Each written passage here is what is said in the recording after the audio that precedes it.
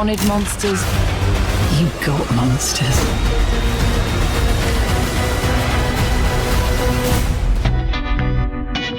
Of all the big DC characters and teams to kick off a brand new DC universe, rising from the ashes of the old, moldy DC Extended Universe, the Creature Commandos are oddly the ones to be the first. Now, I love a good monster flick, and I especially love it when the genres of horror and superhero are combined, so I was very interested to see exactly what James Gunn and Peter Safran had in store of the DC Universe's first story.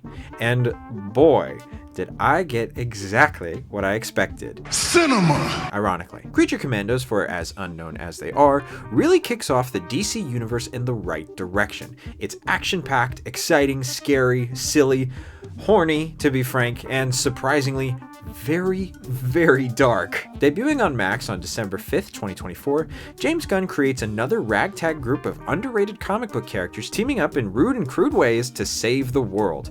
But this one feels all the more special because of the aforementioned DC Universe debut, but also because this one takes a different approach to the story. Instead of the typical but welcome style of James Gunn, where these violent characters combine to make a great team going on an adventure through a silly story, audiences get to see these characters in a more personal light. My favorite parts of every episode were seeing just how these monsters came to be, and I use monsters with quotation marks. My only qualm with the series was quenched pretty early, because the first two episodes felt like your typical superhero team-up story blah blah blah, but with those cool flashback stories to go along with it. However, things really kicked off in the third episode, Cheers to the Tin Man, which also happens to be my favorite. From then on, every week I returned to the next edition of an exciting superhero story, along with a horrifically tragic flashback that changes how you see these characters. James Gunn can always make a great character even better, but this is just another glorious testament to that. Each character in this show is brilliantly layered with intense story and depth that quickly makes them memorable. Viola Davis as Amanda Waller was the best thing to ever come out of the DCEU, and she has returned several times, now here to lead a new team alongside Rick Flag Sr., played by the massively underrated and awesome action hero Frank Grillo, who will seemingly return in Superman this year. The bride of Frankenstein, kind of, voiced by Indira Varma, is the pseudo-leader. She's one of the most awesome characters, and her backstory is the typical bride of Frankenstein backstory, but with some DC steamy twists that make it feel really cool. Speaking of which, David Harbour's Frankenstein is equally funny as he is terrifying. He's a bad man through and through, mostly because of his ignorance, and there's no better example of that than the Iron Pot. Sean Gunn's Weasel returns as my least favorite character in the Suicide Squad, but he quickly becomes, like his fellow team members, one of the most tragic characters in this show, and one that I genuinely enjoyed seeing. It's wild to me that I can't wait to see more of him in the future, because I really did not care for him in the Suicide Squad. In a good way, but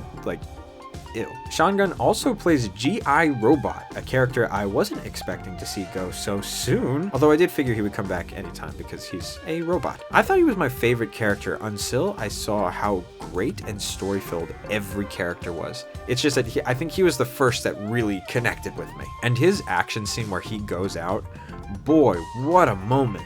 I think I would argue that the most tragic character is DC's golden voice Alan Tudyk as multiple characters, but most importantly, Dr. Phosphorus. I love this character's look, and I love this character's backstory because they don't shy away from anything. He is a great Batman villain just as much as he is a tragic character who experienced unimaginable loss and tragedy so violently. Who wants to shake hands with the skeleton? And I know I just said that Phosphorus was the most tragic, but that was before I watched the finale where Zoe Shao, I believe I'm pronouncing that name correctly. Apologies if not, you can give me a like if I didn't. Or if I did, just give me a like, I'll sell out. Plays the most anti-superhero character I've ever seen. Nina Mazursky, or may also be called Mermaid, I'm not really sure, is just a woman who faces an unfortunate aquatic affliction that gets her wrongfully arrested and thrown on a team where she just dies. It's so depressing to think that all her life sort of amounted to nothing.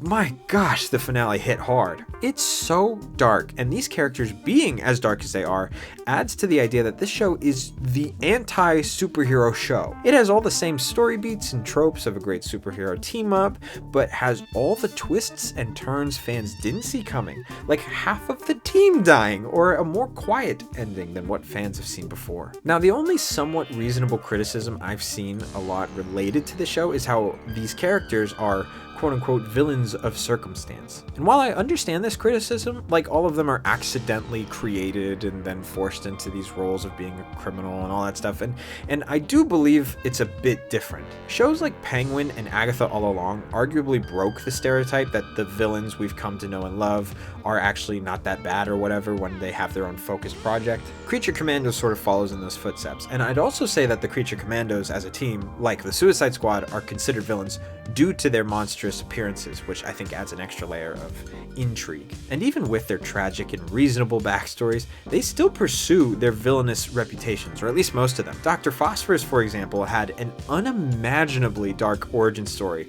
only for him to get horrific revenge on the people that did whatever he is to him, and then he still pursues villainous ways. For the most part, if they're not being judged for looking like monsters, they're still villains even though they didn't initially want to become a villain. But even if my observation isn't valid, I think it's fine. There are so many villains in the DC library. It's okay if these ones are sympathetic to a degree. Another thing I loved about the show is how it's so in contrast to how the Marvel Cinematic Universe is being run. Instead of the initial story kicking off a universe, Creature Commandos jumps into a world that has already gotten used to the idea of superheroes and villains and metahumans and all that. We're just focusing on one of the many fascinating stories that will happen within and how they relate to the universe at large. As always, the music is really unique and so fitting. None of them I knew was coming, but my favorite is the third episode where GI goes berserk. The action is so fun to watch and the gore is glorious. The animation is beautiful. Cersei was an awesome villain to start the universe with, especially because she's kind of simple. She's a sorceress and the commanders have to take her out